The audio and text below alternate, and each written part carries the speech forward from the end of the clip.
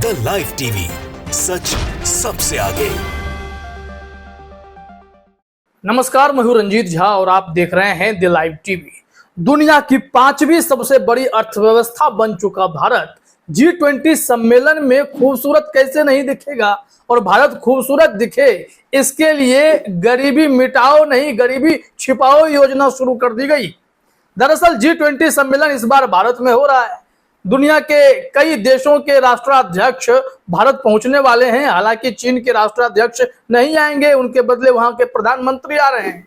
लेकिन भारत में, खास करके दिल्ली में, गरीबी छिपाओ योजना की शुरुआत कर दी गई है। बड़े बड़े नीले पर्दे लगा दिए गए हैं। आप अपने स्क्रीन पर कुछ तस्वीरें देखिए। इस तस्वीर में आपको दिखेगा प्रधानमंत्री मोदी की तस्वीर, G20 के पोस्टर, और उसके पीछे आपको दिख रहा होगा बड़ा बड़ा कवर लगा हुआ। ये जो कवर है दरअसल भारत की सच्चाई छिपाने वाला कवर है। हम दुनिया की 5वीं सबसे बड़ी अर्थव्यवस्था बन चुके हैं और मोदी जी कह रहे हैं कि मुझे 2024 में जिताइए तो हम तीसरी सबसे बड़ी अर्थव्यवस्था बना देंगे। लेकिन यह अर्थव्यवस्था कैसे दुनिया की बड़ी बड़ी अर्थव्यवस्था में शामिल हो जाता है भारत का, वो समझना पड़ेगा। क्योंकि दिल्ली में जिन चीजों को छिपाया गया है वो दरअसल झुग्गी झोपड़ी है, गरीबों का घर है। मोदी जी के वादे के मुताबिक सबके सर पर छत होने की बात जो कही गई थी वो इस कवर में दिखाई पड़ेगी आपको।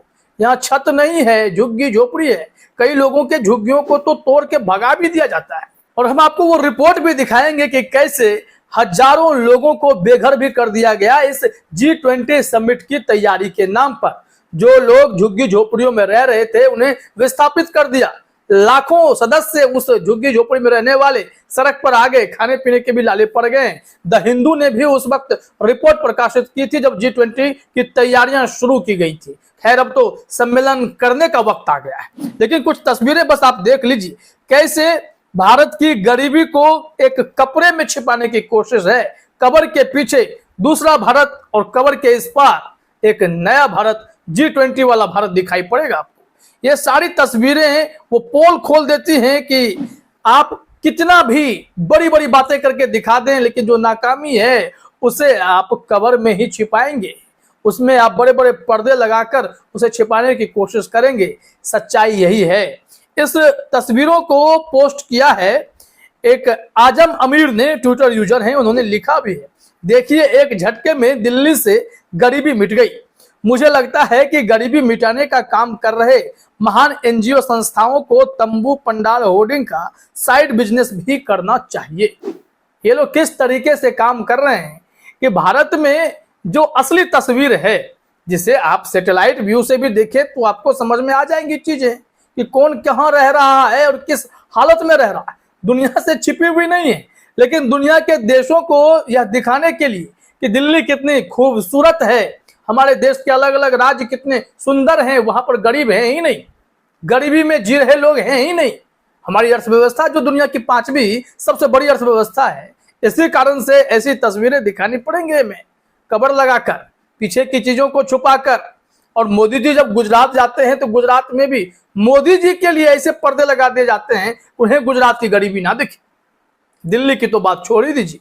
और इसी को लेकर इन्होंने, आजम अमीर ने ट्वीट में लिखा है, ये हाल हमारे देश की राजधानी दिल्ली का है। अब सोचो देश में दूसरे शहर गांव का क्या हाल होगा।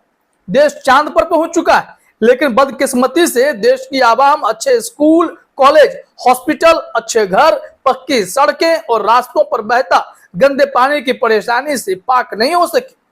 अगर कोई हमारे देश विजिट करने आए तो शर्म के मारे तंबू और बंबू का इस्तेमाल करके शहर को छुपाने का काम करते हैं।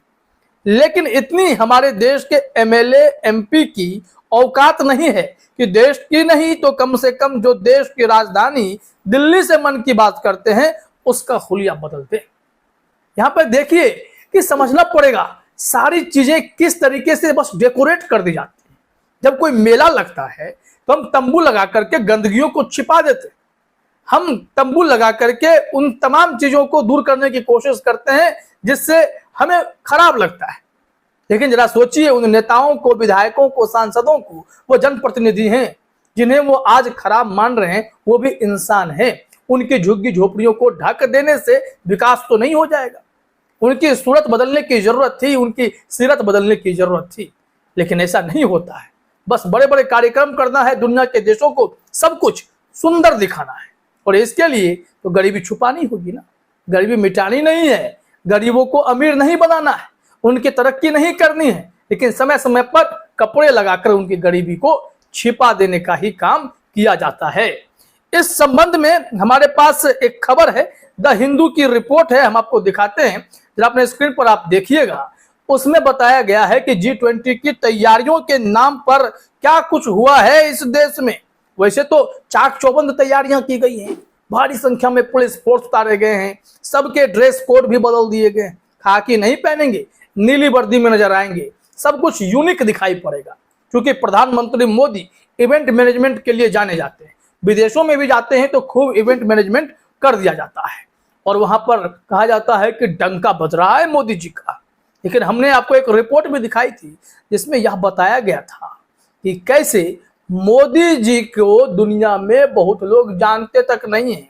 उसमें यह भी बताया गया था कि दुनिया के कई देश भारत के प्रति इस वक्त पॉजिटिव विचार नहीं रख रहे हैं। तो ये सवाल तो खड़े होंगे कि हम कितना भी इवेंट मैनेजमेंट कर लें, लेकिन जो हमारी सच्चाई है उससे हम बच कैसे सकते हैं, उसे ठीक करने की जरूरत है। आइए द हिंदू की रिपोर्ट देखते हैं। हेडलाइन में लिखा हुआ है, कैसे G20 की तैयारियों ने भारत में हजारों लोगों को बेघर कर दिया है। द हिंदू ने एक रिपोर्ट के हवाले से लिखा है, जन सुनवाई जूरी में शामिल प्रमुख मानवाधिकार कार्यकर्ता हर्ष मंदर, शिमला के पूर्व उप महापौर टिकेंद्र पंवर और वरिष्ठ पत्रकार पामेला फिलिपोस ने संयुक्त रूप से रिपोर्ट जारी की। झुग्गी झोपड़ी विध्वंस के खिलाफ जमीनी स्तर के प्रयासों के लिए समर्पित संगठन बस्ती सुरक्षा मंच के प्रतिनिधि शकील अब्दुल और अकबर भी उपस्थित थे।